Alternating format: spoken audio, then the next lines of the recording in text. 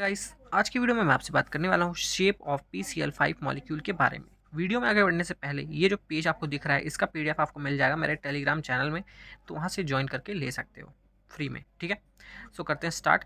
तो इन PCl5 molecule the central atom is phosphorus. यहाँ पे आप देख सकते हो सेंट्रल एटम पहचानना पड़ता है कि आपको किसी भी मॉलिक्यूल का, तो आपको एक ही चीज़ याद रखना है, ऐसा एटम जो कि संख्या में कम है वही होगा हमारा सेंट्रल एटम। ठीक है, तो यहाँ पे P1 है और Cl5 है, तो ऑब्वियस सी बात है कि P हमारा होगा सेंट्रल एटम, जिसका कन्फिग्रेशन रहता है 1s2 2s2 2p6 3s2 3p3।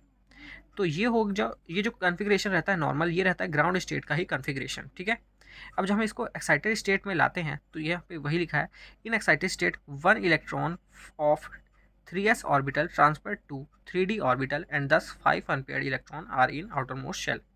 तो यहाँ पे ये बोल ये रहा है कि ये 3s2 इलेक्ट्रॉन दिख रहा है, ये आगे की ऑर्बिटल में चला जाता है। फॉर एग्जांपल, ये जो ग्राउंड स्टेट आप देख सकते हो, 3s में 2 इलेक्ट्रॉन है, 3p में एक इलेक्ट्रॉन है। ठीक है, तो एक्साइटेड स्टेट में क्या होता है, ये यहाँ का एक इलेक्ट्रॉन उठ के 3d के ऑर्बिटल में चला जाता है, वही यहाँ पे लिखा हुआ है। ठीक है, और जिसकी वजह से हमें 5 अनपेयर्ड इलेक्ट्रॉन मिलते हैं लास्ट वाले शेल में।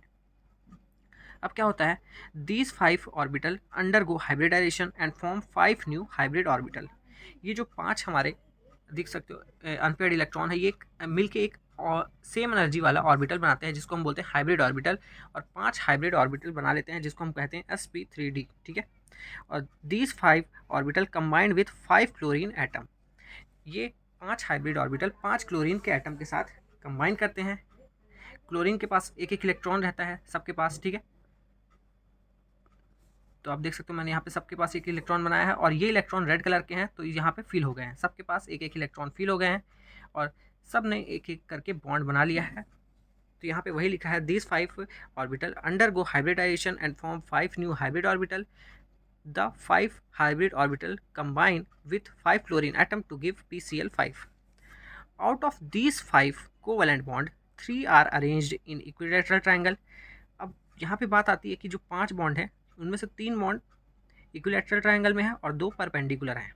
ठीक है, तो इसका मतलब कैसे, आपने पंखा तो देखा ही होगा, तो पंखा में 3 जो डंडी रहती है, आप मान लो कि 3 Cl के एटम है, और जो एक ऊपर लगा रहता है जिससे पंखा अटैच रहता है, वहाँ पे एक Cl हो गया, उसके 180 डिग्री में एक Cl हो गया। तो आप ऐसे समझ सकते हो, ये हो गया स्ट्रक्चर।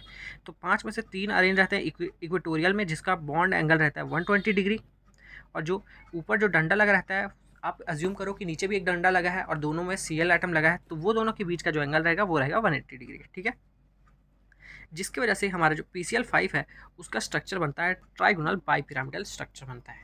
ठीक है, in this way 2 chlorine atom combined with 1 type of hybrid orbital of phosphorus and other 3 chlorine atom are combined with other hybrid orbital.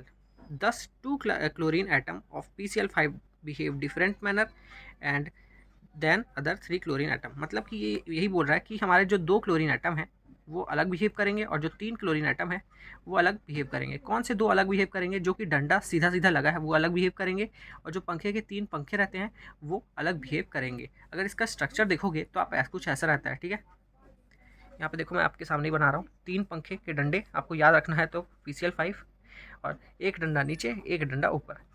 ये दोनों डंडे का बीच का एंगल रहता है 120 डिग्री, कहीं से भी नाप लो 120 डिग्री रहेगा, और ये जो डंडा वाला एंगल है इनका एंगल रहेगा 180 डिग्री।